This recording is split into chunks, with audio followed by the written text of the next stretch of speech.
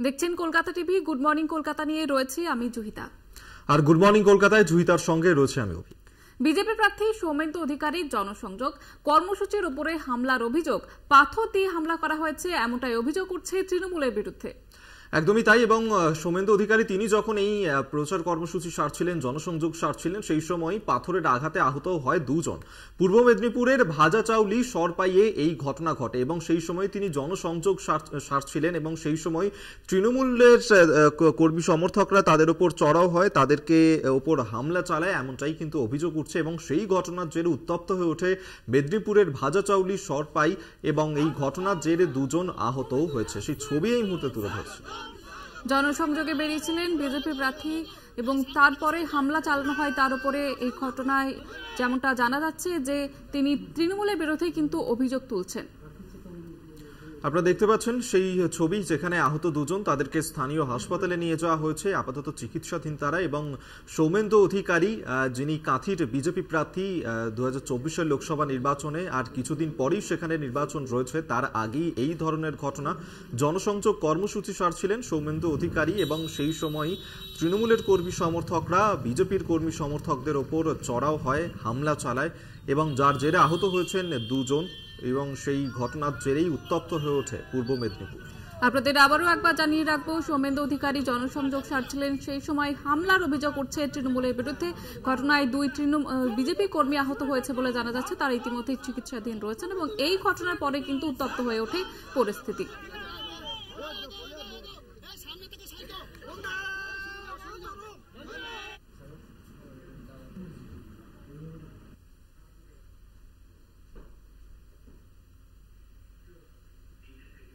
প্রথম দফার ভোট মিটেছে, নজরে রাজ্যের বাকি কেন্দ্রগুলো। 7 মে তৃতীয় দফার ভোট মালদহের 2 লোকসভা কেন্দ্রে।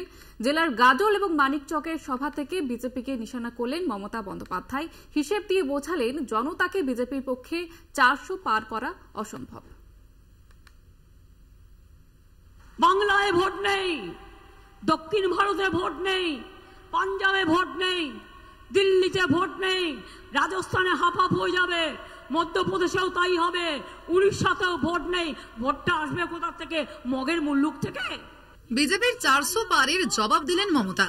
এদিন 200 গন্ডিও পেরোতে পারবে না বলে বিজেপিকে তোপ দেখেছেন তৃণমূল সুপ্রিমো। এবার রাজ্য ধরে ধরে হিসেব করে কটাক্ষ মমতার। 2019 লোকসভা নির্বাচনেরও প্রসঙ্গ টেনে আনলেন তিনি। আগের বারে সব পেয়ে সংখ্যাটা হয়েছিল 303, আর এবার বলছে ইসবার 400 পার। আমি বলি ইসবার পগার পার। বিজেপি হিংসায় জ্বলছে। রামনবমীতে পরিকল্পনা করে হিংসা ছড়ানো হয়েছে। গাজলের সভামঞ্চে মমতার নিশানায় বিজেপি। বিজেপির বিরুদ্ধে সমাজ মাধ্যমে হিংসা ছড়ানোর অভিযোগ মমতার। ধর্ম নিয়ে মিছিল আপনি করতেই পারেন, কারো কোনো আপত্তি নেই। জোর করে দাঙ্গা করা আর দাঙ্গা করে একটা সেকশনের উপরে দাঙ্গার কেস চাপিয়ে দেওয়া, এটা হবে না। 7 মে তৃতীয় দফায় ভোট মালদায়। তার আগে মালদার 2 সভামঞ্চ থেকেই মূলত বিজেপিকেই নিশানায় রাখলেন তৃণমূল নেত্রী। তোপ দাগলেন সিপিএম কংগ্রেসের বিরুদ্ধেও।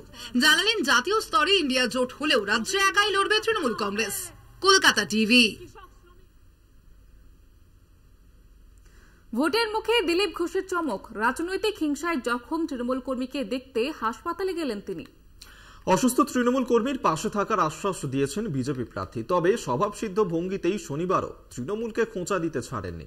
উত্তরবঙ্গে 3 কেন্দ্রে ভোট পর্ব মিটতেই তৃণমূলের বিজয় মিছিলকে নাটক বলে কটাক্ষ দিলীপের। কুকথার জন্য এদিন দুর্গাপুর আদালতে হাজিরাও দেন বিজেপি প্রার্থী। কুকথায় সবসময় শিরোনামে দিলীপ ঘোষ। ভোট প্রচারে মুখ্যমন্ত্রীকে কুকথার জন্য জোড়া নোটিশও পেয়েছেন তিনি, তবু বদলাননি দিলীপ ঘোষ। দিলীপ ঘোষ রয়েছেন দিলীপ ঘোষেই। সেই কুকথার জন্য শনিবার দুর্গাপুর আদালতে হাজিরা দিলেন বর্ধমান দুর্গাপুরের বিজেপি প্রার্থী। 4 তারিখের পর দেখা যাবে কে শাস্তি পাচ্ছে। যার সঙ্গে তার পার্টির লোক নেই, সে ডায়লগ দিলে কে শুনবে? আমি যেখানে যাই প্রথম মামলা দিয়ে ওয়েলকাম করে আমাকে। এখানে আসার সঙ্গে মামলা হয়েছে। আসলে আমার নামে মামলা করে অনেকে বিখ্যাত হতে চায়, আমাকে আবার কোর্ট যেতে হয়। তবে ভোটের মুখে চমক দিলেন কুকথার শিরোমণি দিলীপ ঘোষ। ঈদের আগের রাতে গলসির মনোহর সুজাপুরে গোষ্ঠী কোন্দলে জখম তৃণমূল কর্মী স্বপন মল্লিককে দেখতে হাসপাতালে গেলেন দিলীপ ঘোষ। বিরোধী দলের জখম কর্মী ও তার পরিবারের পাশে থাকার আশ্বাসও দেন বিজেপি প্রার্থী। এই যে নৃশংস রাজনীতি, নৃশংস হিংসা, তার প্রতিবাদ আমরা বারবার করে এসেছি। তার জীবন্ত প্রমাণ হচ্ছে স্বপন। ভগবানের ইচ্ছে বেঁচে গেছে, বেচারা রোজা শেষ করতে পারেনি, ঈদ করতে পারেনি, হসপিটালে ভর্তি হতে। যারা ওদের নিয়ে রাজনীতি করছে মুসলমানদের, তারা কেউ দেখতে আসেনি, বরং ধমকাচ্ছে, কাউকে বলা চলবে না। আমি খবর পেলাম, আমি দেখতে এসেছিলাম। এদিন দিলীপ ঘোষের সামনে ঘাসফুল শিবিরের গোষ্ঠীদ্বন্দ্বের বিষয়ে মুখ খোলেন জখম তৃণমূল কর্মী স্ত্রী। ওরা কারা মেরেছে, দুষ্কৃতী মেরেছে আমাদের গ্রামের লোকই। তারা কি কোন দল করে? রাজনৈতিক করে। কোন দল করে তারা? ওরা ওই গোষ্ঠীদ্বন্দ্ব। কোন দল করে? ওই তৃণমূলই করে ওরা। তৃণমূল করে। হ্যাঁ, পার্থ আর এমএলএ আমাদের করে এই যে জাকির জনার্দনের দল। মানে এমএলএ গোষ্ঠীর লোকেরা আপনার স্বামীকে মেরেছে? হ্যাঁ, এমএলএ গোষ্ঠীর লোকরা আমার স্বামীকে মেরেছে। আপনার স্বামী কার সঙ্গে দল করে? আমার স্বামী এমএলএ সাথে করে না, ওই জাকির জনার্দন ওদের সাথে দল করে। ব্লক সভাপতি? হ্যাঁ, ব্লক সভাপতির সাথে দল করে। শনিবার সকালে চায় পে চর্চায় তৃণমূলকে আক্রমণ করেন দিলীপ ঘোষ। উত্তরবঙ্গের 3 আসনের ভোটের পর বিজয় মিছিলকে ড্রামাবাজি বলেন দিলীপ। এসব ড্রামাবাজি চলবে, 4 জুনের পরে বোঝা যাবে কে কোথায় আছে। টিএমসি যত হারছে তত গলার আওয়াজ করছে, সবাইকে দোষ দিচ্ছে, নির্বাচন কমিশন থেকে আরম্ভ করে সেন্ট্রাল ফোর্স থেকে আরম্ভ করে সবাইকে গালাগালি দিচ্ছেন মুখ্যমন্ত্রী। যদি জিতছেন তো গালাগালি কেন দিচ্ছেন? টেনশনটা আমরা বুঝি। মানে চাপের মুখে এই ধরনের বিজয় মিছিল আগে আগে বার করতে হচ্ছে। সবই চাপ, সেই চাপটা এমন বাড়বে আস্তে আস্তে, সব ঘর ঢুকবে। তৃণমূল কংগ্রেসের তরফে পাল্টা কটাক্ষ করা হয়েছে দিলীপ ঘোষকে। আমরা প্রথম দিন থেকেই দেখছি তো ওই চা চক্রের মধ্যেই দিলীপ ঘোষের সমস্ত কিছু সীমাবদ্ধ। চা খাওয়া এবং আজে বাজে বিবৃতি দেওয়া, এটাই হচ্ছে তার সমস্ত রাজনৈতিক পরিধিটা এর মধ্যেই সীমিত। যে কথা বলছেন, বলে দিলেন যে তৃণমূলের গলার জোর বাড়ছে। তৃণমূলের গলার জোর বাড়বেই তো। আমরা মোদীকে চ্যালেঞ্জ করছি, পশ্চিমবঙ্গে একটা আসন দিচ্ছি না, উনি নিজের সিট জিততে পারবেন না, ওনাকে ওনার পার্টি দূর করে দিয়েছে, নিজের জায়গা থেকে বিতাড়িত করেছে, সেই নিয়ে কিছু কথা বলুন না। সব মিলিয়ে প্রথম দফার ভোটের পরের দিনই দিনভর শিরোনামে রইলেন বিজেপি প্রার্থী দিলীপ ঘোষ। চন্দন সেনগুপ্ত, সঞ্জীব সুইয়ের রিপোর্ট, কলকাতা টিভি। এখন সময় একটি বিরতির। গুড মর্নিং কলকাতা নিয়ে ফিরছি বিরতির পর, সঙ্গে থাকুন।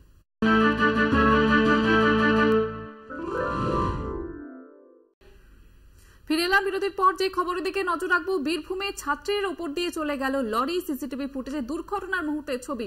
গুরুতর আহত ছাত্রীটিকে হাসপাতালে ভর্তি করা হয়েছে, যেমনটা জানা যাচ্ছে। আপনাদের আবারও একবার জানিয়ে রাখবো, দুর্ঘটনার শিকার এক ছাত্রী। সেই ছবি এই মুহূর্তে দেখাচ্ছি, সিসিটিভি ফুটেজ যা এই মুহূর্তে প্রকাশ্যে এসেছে, এবং সেই সিসিটিভি ফুটেজে দেখা যাচ্ছে দুর্ঘটনার মুহূর্তের ছবি এবং ওই ছাত্রীর ওপর দিয়ে চলে যায় লরি। আমরা এই নিয়ে বিস্তারিত জানবো।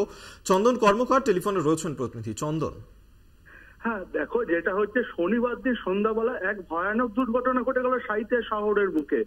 সাঁইথিয়া শহরে পালি মোড়ের কাছে এক ছাত্রী কম্পিউটার থেকে বাড়ি যাওয়ার সময় দাঁড়িয়ে গল্প করছিল, আর সেই সময়তে রাস্তার ফুটপাতের উপরে উঠে গেল লরি।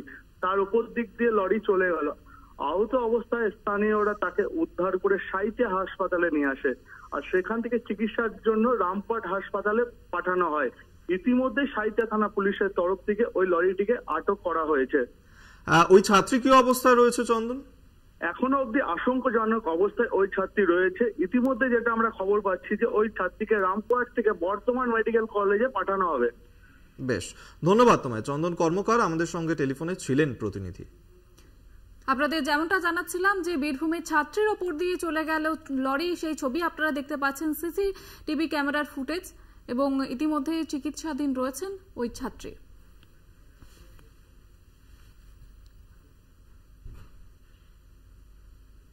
সময় এখন আরো একটি বিরতির। ফিরছি বিরতির পর, সঙ্গে থাকুন।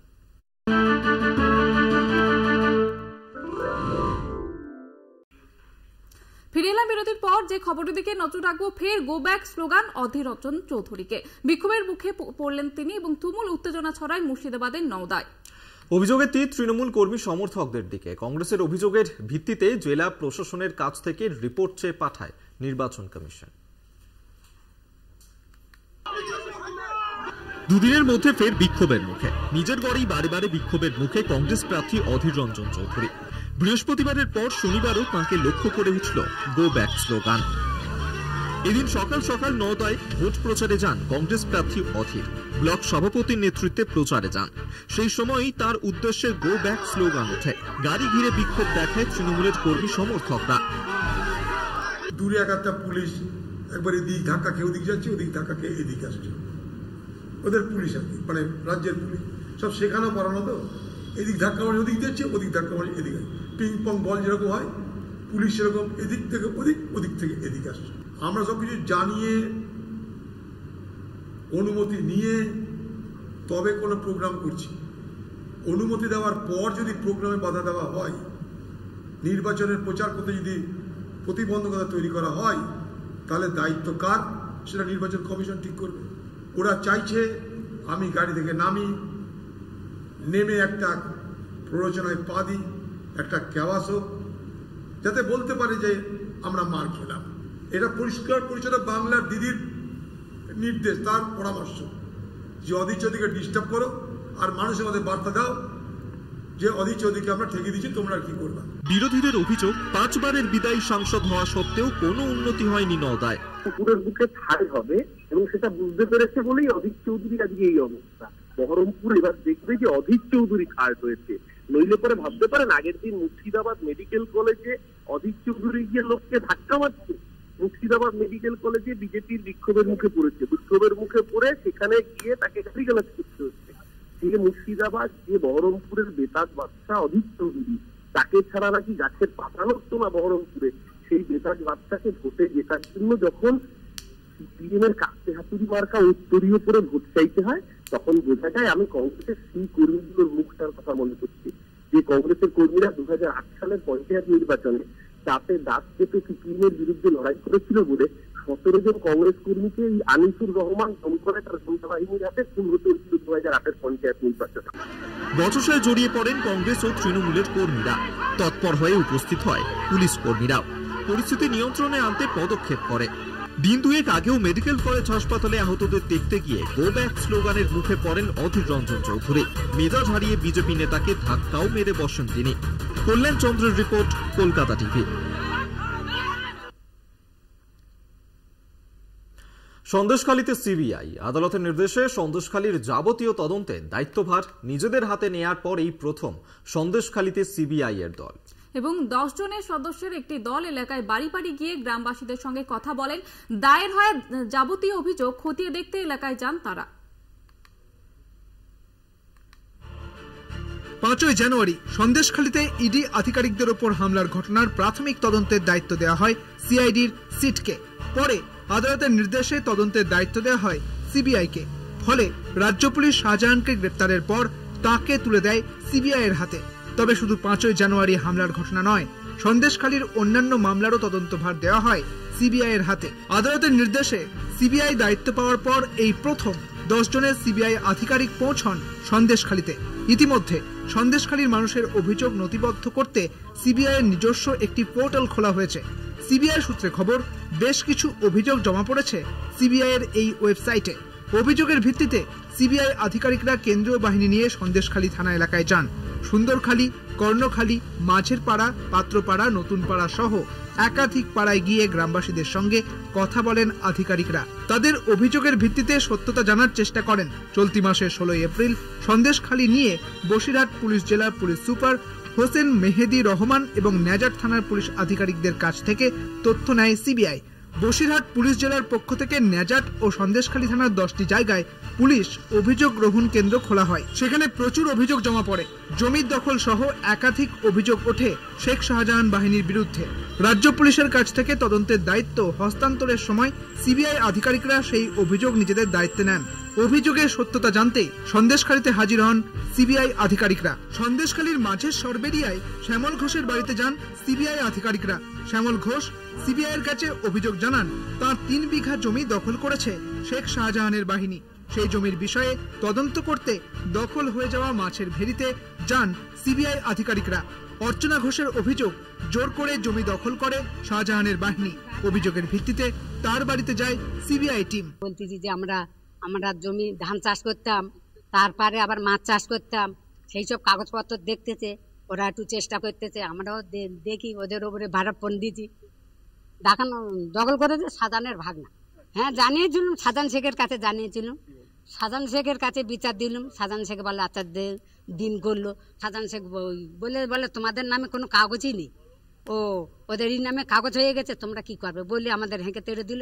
আমরা সব সুকুমার পাত্র, শ্যামল ঘোষ, পালান ঘোষ, জটাই পাত্র, জটাই সর্দার, সুবোধ রঞ্জিত, পুলিশ সর্দার, প্রশান্ত পাত্র, এদের 3 একর 15 শতক জমি দখলের অভিযোগ ওঠে শেখ শাহজাহান এবং তার ভাগ্নে মিজানুর শেখের বিরুদ্ধে। সিবিআই এর কাছে অভিযোগ জানান শ্যামল ঘোষ। তার তদন্ত করতে মাঝে সরবেরিয়ায় যায় সিবিআই। 2 ঘন্টা ধরে এলাকা ঘুরে দেখার পর সন্দেশখালী ছাড়ে সিবিআই এর প্রতিনিধি দল। সন্দেশখালী থেকে Sanjit Chakraborty report, Kolkata TV. Good morning Kolkata এই পর্যন্তই। দেখতে থাকুন কলকাতা টিভি, রাত দিন 7 দিন।